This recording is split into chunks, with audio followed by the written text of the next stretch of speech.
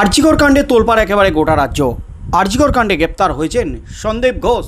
আরজিকরের প্রাক্তন অধ্যক্ষ সন্দীপ ঘোষ শুধুমাত্র যে দুর্নীতির জন্য গ্রেপ্তার হয়েছেন তা নয়, আরজিকরে চিকিৎসককে খুন এবং ধর্ষণ কাণ্ডেও শেষমেশ গ্রেপ্তার হয়েছেন সন্দীপ ঘোষ। সন্দীপ ঘোষকে দফায় দফায় জেরা করছে সিবিআই। তবে তার আগে ইডি এবং সিবিআই সন্দীপ ঘোষকে ম্যারাথন জেরা চালিয়েছে আর্থিক দুর্নীতি মামলায়। আর সেই জেরাতেই কিন্তু সন্দীপ ঘোষ ঘনিষ্ঠ তৃণমূল বিধায়ক সুদীপ্ত রায়ের নাম উঠে এসেছে।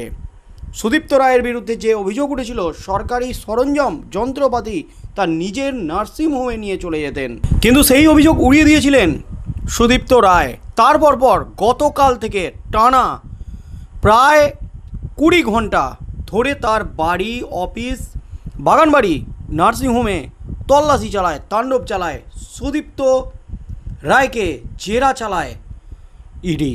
আর সেই জেরাতেই কিন্তু একের পর এক বিস্ফোরক তথ্য উদ্ধার হয়েছে। এমনকি তার বাড়ি, নার্সিংহোম থেকে বস্তা বস্তা নথি উদ্ধার হয়েছে।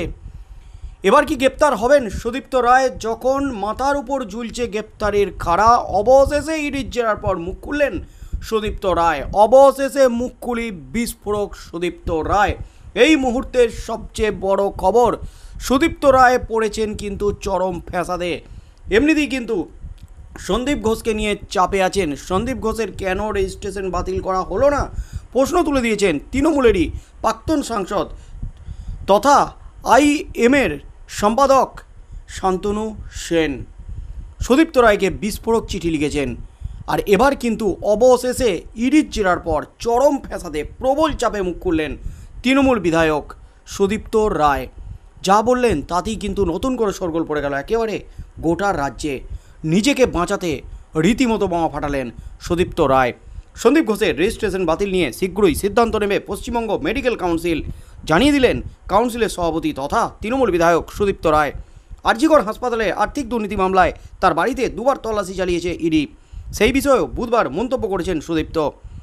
সন্দীপের রেজিস্ট্রেশন এখনও কেন বাতিল করা হয়নি জানতে চেয়ে মঙ্গলবার পশ্চিমবঙ্গ মেডিকেল কাউন্সিলকে চিঠি দিয়েছে ইন্ডিয়ান মেডিকেল অ্যাসোসিয়েশন।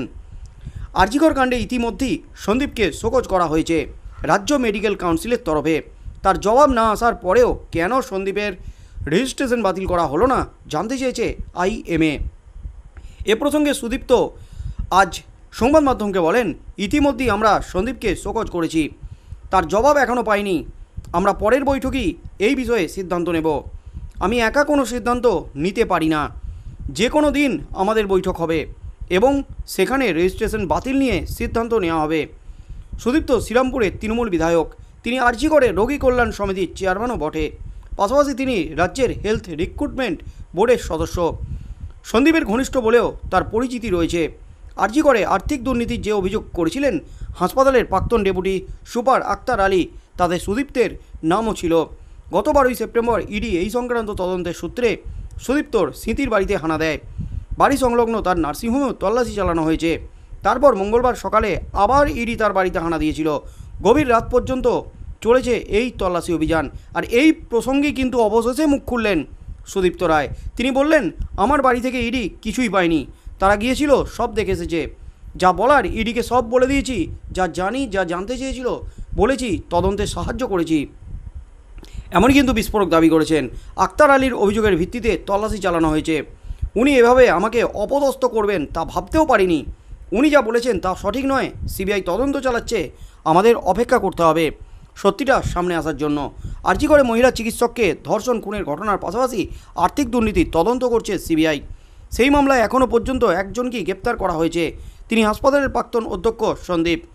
পরে তাকে ধর্ষণ খুন মামলাতেও গ্রেপ্তার করা হয়। বর্তমানে তিনি সিবিআই হেফাজতে রয়েছেন। তার মধ্যেই কিন্তু বোমা ফাটালেন সুদীপ্ত রায়। তার বাড়ি থেকে নাকি সিবিআই কিছুই পায়নি। তবে যে খবরটা উঠে আসছে, সিবিআই না পেলেও ইডি কিন্তু একাধিক নথি পেয়েছে। তার বাড়ি থেকে উদ্ধার হয়েছে প্রচুর পরিমাণে নথি, বস্তা বস্তা নথি। সেই নথিগুলি নিয়ে গেছে ইডি আধিকারিকরা তার বাড়িতে টানা 20 ঘন্টা ধরে তল্লাশি চালিয়ে। সুদীপ্ত রায় স্পষ্ট বললেন, আমি তদন্তে সহযোগিতা করেছি। আমার বিরুদ্ধে যে অভিযোগ করা হয়েছিল আক্তার আলীর তরফ থেকে, এটা সর্বৈব মিথ্যা। উনি আমাকে এভাবে অপদস্থ করবেন আমি ভাবতেও পারিনি। তদন্ত চালাচ্ছে সিবিআই ইডি, সময় লাগবে সত্যিরা সামনে আসতে, এমনই কিন্তু বিস্ফোরক দাবি করেছেন সুদীপ্ত রায়। নিজেকে বাঁচাতে নিজেকে কিন্তু নির্দোষ বলে বড় সার্টিফিকেট দিলেন সুদীপ্ত রায়, তৃণমূল বিধায়ক। তার সাথে সাথে চরম ফ্যাসাদে এবার কিন্তু সন্দীপ ঘোষ অত্যন্ত ঘনিষ্ঠ সুদীপ্ত রায়ের। সন্দীপ ঘোষের বিরুদ্ধে কিন্তু কড়া পদক্ষেপ নিতে চলেছে রাজ্য মেডিকেল কাউন্সিলের তরফ থেকে। সন্দীপ ঘোষের রেজিস্ট্রেশন বাতিল করতে চলেছে খুব শীঘ্রই, এমনই কিন্তু জানিয়ে দিলেন সুদীপ্ত রায়। তবে যে খবরটা উঠে আসছে, সুদীপ্ত রায়ের বাড়ি, বাগানবাড়ি, নার্সিংহোমে তল্লাশি চালিয়ে ইডি আধিকারিকরা প্রচুর পরিমাণে নথি পেয়েছে। আরজিকর মেডিকেলের আর্থিক দুর্নীতি মামলায় প্রায় 20 ঘন্টা ধরে তল্লাশি চলেছে চিকিৎসক বিধায়ক সুদীপ্ত রায়ের স্মৃতির বাড়ি ও নার্সিংহোমে। রাত 2টো নাগাদ 2টি বড় কাগজের বাক্স এবং প্রচুর নথি নিয়ে বেরিয়ে যান ইডি আধিকারিকরা। তৃণমূলের শ্রীরামপুরের বিধায়ক ও চিকিৎসক সুদীপ্ত রায় আরজিকর মেডিকেলের রোগী কল্যাণ সমিতির চেয়ারম্যান ছিলেন। হাসপাতালের আর্থিক দুর্নীতিতে তার যোগ সাজশ রয়েছে বলে অভিযোগ করেন প্রাক্তন ডেপুটি সুপার আক্তার আলী। এর আগে 12ই সেপ্টেম্বর সুদীপ্ত রায়ের স্মৃতির বাড়ি ও নার্সিংহোমে হানা দিয়েছিল সিবিআই। এর 5 দিন পরপরই কিন্তু বড় ঝটকা ফের এলো ইডি। গতকালই সকাল 6:30 নাগাদ একেবারে ঘুম থেকে তুলে চিকিৎসক বিধায়ককে জেরা করতে শুরু করে ইডি। 2টি দলে ভাগ হয়ে বাড়ি ও নার্সিংহোমে তল্লাশি চালায়। সেখানে তাকে জিজ্ঞাসাবাদ করা হয়, ম্যারাথন জিজ্ঞাসাবাদ চলে। এদিন সকালে ইডি অফিসাররা যখন যান, সে সময় বাড়িতে ছিলেন সুদীপ্ত। কলকাতার পাশাপাশি শ্রীরামপুরের বিধায়ক সুদীপ্ত দাসপুরের বাগান বাড়িতেও হাজির হন তদন্তকারীরা। গেট বন্ধ থাকায় বেশ কিছুক্ষণ অপেক্ষা করতে হয় তাদের। এরপর কেয়ারটেকারকে ডেকে এনে চাবি খুলে ভেতরে ঢোকেন তারা।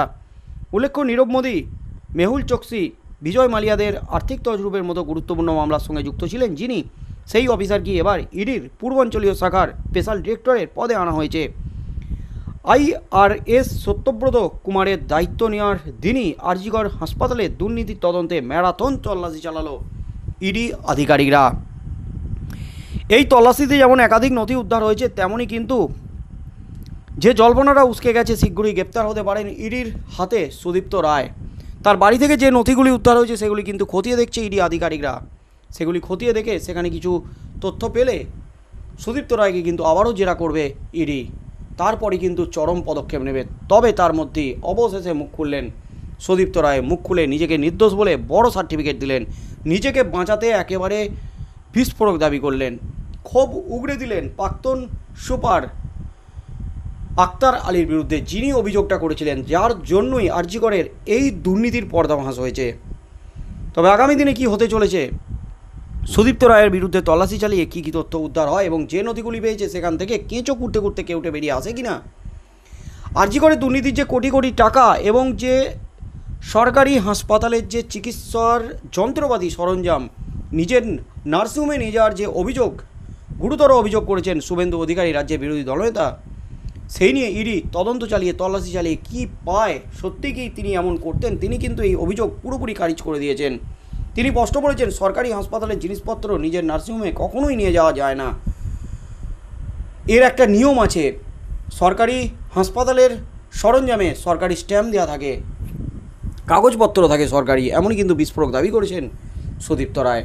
তবে শেষ পর্যন্ত কী হতে চলেছে, ইডি কী পদক্ষেপ নিতে চলেছে, সেদিকেই চোখ থাকবে গোটা রাজ্যের।